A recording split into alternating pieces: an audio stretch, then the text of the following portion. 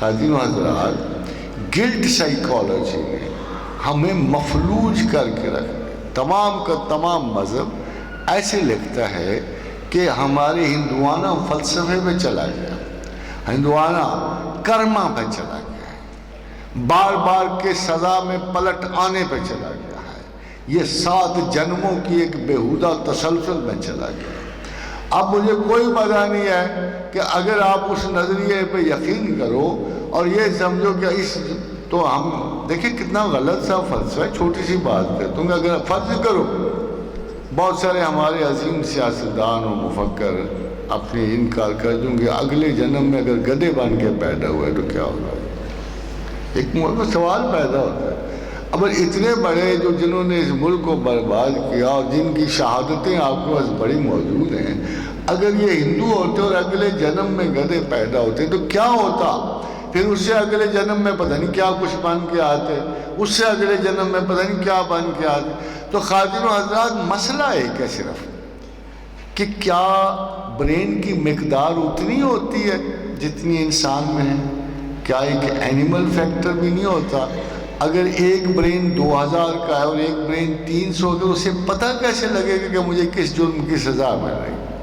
تو اس فلسفے میں سب سے بڑا نقص جو پیدا ہوتا ہے کہ وہ محسوس ہی نہیں ہوتا کہ ہمیں کس جرم کی سزا مل رہی ہے۔ اور اگر آپ کو یہی نہیں پتا آپ کو کس جرم کی سزا ملی تو آپ کی اصلاح کیا ہونی؟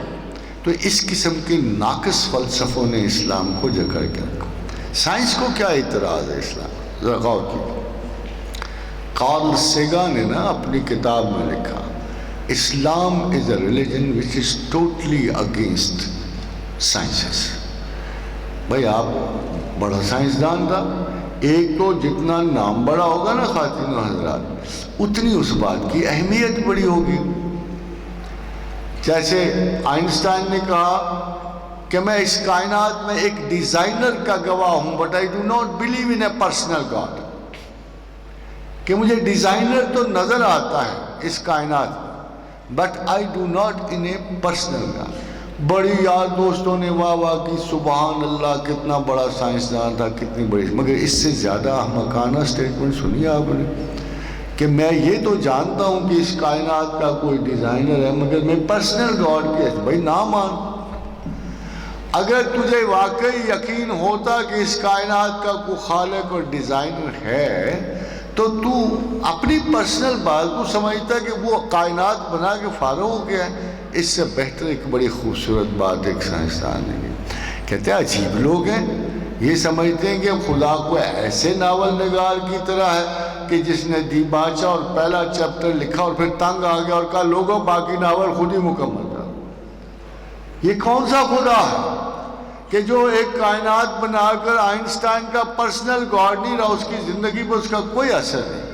تو یورپ ہمیشہ ایک ایبسرڈ قسم کے نقطہ نظر کا ہو، چاہے آئنسٹائن ہو یا کوئی ہو، یہ اسی طرح ہے کہ میں بے شک پروبیبلی ایک بہت بڑی دانشوری کی آپ طالب علم ہو کر میں شاید بہت سارا کچھ پڑھ جاؤں، مگر جب ایک پرٹیکولر سائنٹیفک سبجیکٹ کو جاؤں گا تو میں ایک نووس کی طرح جاؤں گا، ایک جاہل کی طرح جاؤں گا، مجھے زیادہ پتہ نہیں ہوگا۔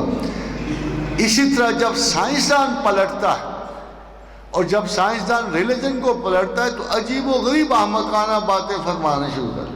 ایک سائیکالوجی کا اسٹوڈنٹ جب تھوڑا سے برین سائیکالوجی پڑھ جاتا ہے تو وہ حیرت سے کہتا ہے وہ خدا یہ تو حیرت جو ہے اس کا استعجاب جو ہے یہ نہیں اعتراف کرتا کہ کسی تخلیق نگار نے کیسی خوبصورت یہ تخلیق پیش کی ہے، وہ الٹا اپنی ایک چھوٹی سی عقل پہ نازاں ہوتا ہے۔